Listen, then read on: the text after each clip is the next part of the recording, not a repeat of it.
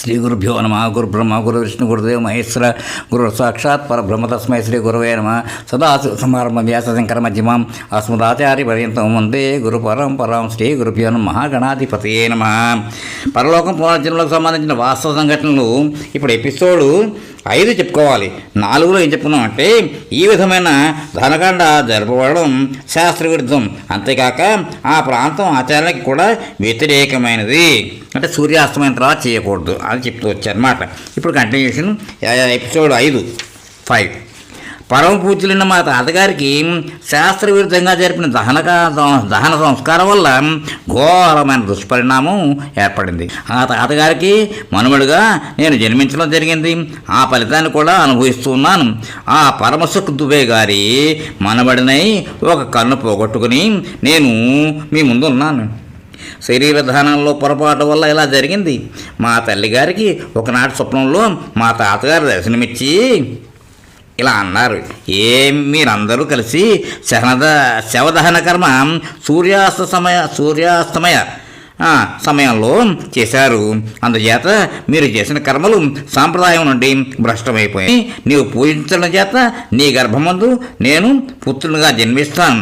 కానీ శవదహనప్పుడు జరిగిన కర్మక్రమం దోషం నిండింది కనుక దానికి ప్రతిచర్యగా నేను ఒక్క నేత్రంతోనే జన్మిస్తాను.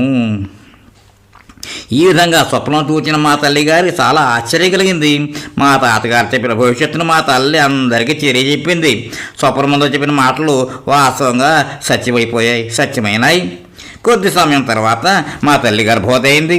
తాతగారు చెప్పిన భవిష్యత్వాణి ప్రకారం నేను ఏకనేత్రుడిగా అంటే ఒకే కనుతో ఉన్నవాడిగా జన్మించాను. నేనే మా తాతగారిని. అయితే పూర్వజన్మకు సంబంధించిన విషయాలను నీకు ఎలా చెప్పగలిగాను? శాస్త్ర విరుద్ధంగా సూర్యాస్తమయ సమయంలో శవదహన కర్మ చేయుటచే దోషం కలిగినందువల్ల నేను మనుమనిగా జన్మించి ఒకటే కంటితో ఉంటూ ఈనాటి దాకా శ్రమపడుతూ ఉన్నాను. మా తల్లిగారికి తన జీవితాంతం వరకు తన పుత్రుడు ఏకనేత్రుడైనాడు అనే సంతాపం బాధించింది. నేను కొంచెం పెద్దవాడిని అయిన తర్వాత కొంచెం మాటలు వచ్చాక పిమ్మట నేను మా తాతగారి అవతారమే అనుకోవడానికి కావాల్సిన ప్రత్యక్ష నిదర్శనాలు అందరికీ చెప్పడానికి చెప్పడం ప్రారంభం చేశాను.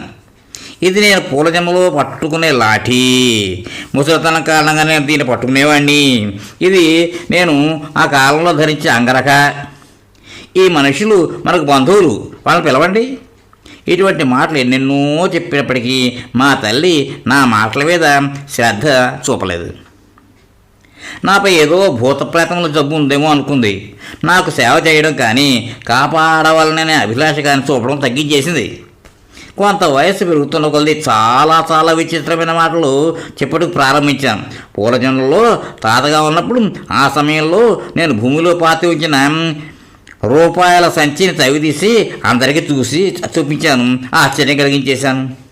ఈ సంఘటన అందరినీ చకితులను చేసింది.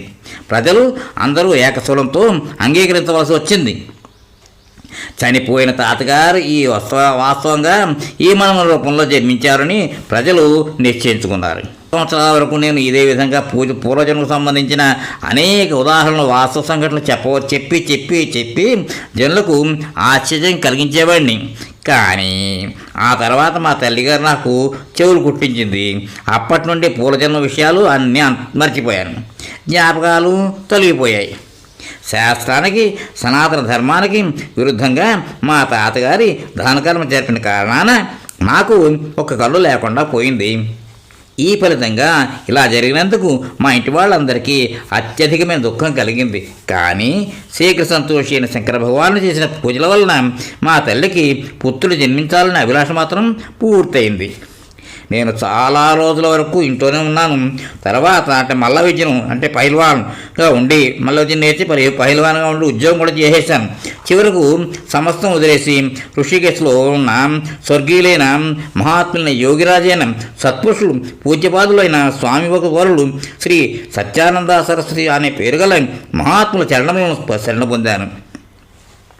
వారి అనుగ్రహం వల్ల సన్యాసాశ్రమాన్ని స్వీకరించాను. మా తల్లిగారు బాల్యంలో నాకు పెట్టిన పేరు మదన్.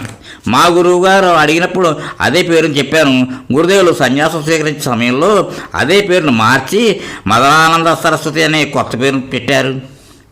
ఆ గురుదేవులు నాపై అపార కృపను చూపి భగవద్గీత, ఉపనిషత్తులు మొదలైన గ్రంథాలను చదివించారు.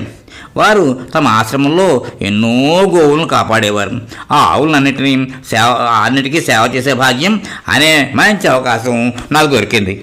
మా గురువుగారు నాకు కొంత యోగా అభ్యాసం కూడా నేర్పించారు. ఈ విధంగా నన్ను ఆ ఆధ్యాత్మిక మార్గంలో అంటే పరమార్థ మార్గంలో పయనించే బాటసారిగా మార్చినారు. నా జీవితంలో జరిగిన అనేకమైన సత్య సంఘటనల ద్వారా నాకు ఒక విషయం స్పష్టంగా తెలిసింది. శాస్త్రాలలో, పురాణాలలో శంకర భగవాన్ని ఆరాధించడం వల్ల కానీ లేదా విష్ణు ఆరాధన వల్ల కానీ చెప్పబడిన ఫలితాలు యథార్థములైనవని, సత్యములైనవని నాకు నిశ్చయంగా తెలిసి వచ్చింది. మా తల్లిగారు శంకర భగవానికి పూజలు చేసి నన్ను పుత్ర సంతానంగా పొందింది. ఈ విషయమే ఒక పరమ సత్యమైన ప్రత్యక్ష నిదర్శనం. శాస్త్రములలో, పురాణాలలో చెప్పిన విధంగా ఆయా వ్రతములు చేసిన వారికి ఆ గ్రంథములలో చెప్పిన విధంగా పుణ్యఫలం అవశ్యంగా అందుతుంది. అలాగే శాస్త్ర విరుద్ధమైన కర్మలు చేయడం వల్ల భయంకరమైన దుష్పరిణామాలు కలుగుతాయి. ఇది సత్యం, పరమసత్యం అనడానికి నా జీవితం ఒక ఉదాహరణ. అనేకములైన అనుభవాలు చాలా స్పష్టంగా నాకు తెలియవచ్చినాయి. సూర్యాస్తమయ సమయంలో శవదహనం చేయటం వల్ల నాకు ఉండవలసిన 2 కన్నుల్లో ఒకటి కన్ను పోయింది. ఆ విధంగా దహనకర్మ చేయడం శాస్త్ర విరుద్ధం. శాస్త్రాల్లో, పురాణాల్లో పునర్జన్మకు సంబంధించిన వేల కొలది సంఘటనలు చెప్పబడి ఉన్నాయి. ఆ కథలను ఈనాటి మానవులు అంగీకరించుటకు సిద్ధంగా లేరు. మానవులు ఒప్పుకున్నా లేకపోయినా ఆ గ్రంథములందు చెప్పిన అంశాలు అక్షర సత్యాలు. నేను ప్రత్యక్షంగా చూచిన సంఘటనలనే ప్రమాణంగా మీకు తెలియజేశాను. మీరు చదివిన ఈ కథ విరాగైన సన్యాస జీవితానికి సంబంధించిన గొప్పదైన ఆశ్చర్యకరమైన సత్యమైన సంఘటన. నేను మీకు తెలిపిన ఈ సత్యకథ వల్ల మన శాస్త్రాల్లో, పురాణాల్లో తెలుపబడిన సమస్త విషయాలు పరమసత్యములని నిరూపితం అవుతూ ఉన్నాయి. శాస్త్రానుసారంగా నడచటం వల్లనే మనకందరికీ వాస్తవమైన శుభం కలుగుతుంది. శాస్త్రములకు వ్యతిరేకంగా ప్రవర్తించడం వలన, నడచటం వలన జీవితం అధపతనం ఒకటిగా కూడా నిశ్చయమే. ఈ కథలోని సత్య సంఘటనలు ఢంకామ్రోగించి ప్రజలకు వాస్తవాల్ని తెలుపుతూ ఉన్నాయి. పాఠకులు ఈ సత్య సంఘటనను గ్రహించి ఈ కథచే ప్రభావితులై సత్య విద్యగా దీన్ని భావించి శాస్త్రములకు, పురాణములకు స్వతసిద్ధమైన అద్భుత మహాత్మ్యాన్ని స్వీకరిస్తారని, శాస్త్రానుసారంగా నడుస్తూ తన వంశం యొక్క, తన జాతి, తన దేశం యొక్క శుభాన్ని వృద్ధి చేయుటకు సిద్ధపడదరని విశ్వసిస్తూ ఉన్నాను అని చెప్పడం జరిగింది. దీంట్లోనూ ఇక్కడితో ఎపిసోడ్కి విరామం ఇద్దాం. తర్వాత కంటిన్యూ చేద్దాం. స్వస్తి.